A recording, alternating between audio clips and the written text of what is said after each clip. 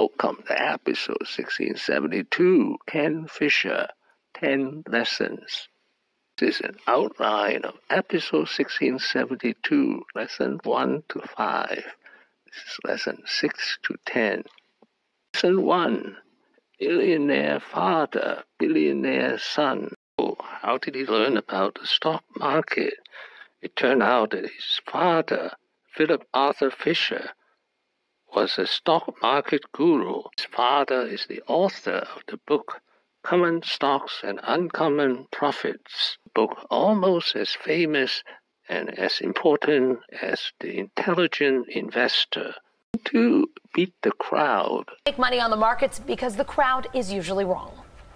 How do you think about the herd in a way that you can be a true contrarian and game the herd to your own benefit? A big question billionaire Ken Fisher asks in his 11th book, Beat the Crowd. Lesson 3, activity plus attitude equal success. Very successful because they were driven, and ultimately the summary formula that I always come back to is A&A equals S, activity and attitude equals success. Lesson 4 is the world's most famous financial columnist. He wrote for Forbes Magazine for 32 years. And 5, disruptions are good as long as they are functional. About disruption is that my grandfather, born in San Francisco, California in 1875, would tell me when I was a little boy about how he remembered when people were afraid to have electricity in their house because all that stuff that was running around in the walls would be so dangerous. And disruption's been going on, replacing gas lanterns. Disruption's been going on forever, and disruption's actually good, assuming that it's functional. Lesson 6, how to be a CEO. Most successful CEOs that I've ever known, of all stripes, make decisions easily, recognize when they're wrong easily, and modify easily. Lesson 7, on risk-taking Westerners. As opposed to Europe, traditionally, the entire Western movement in America was people taking a risk.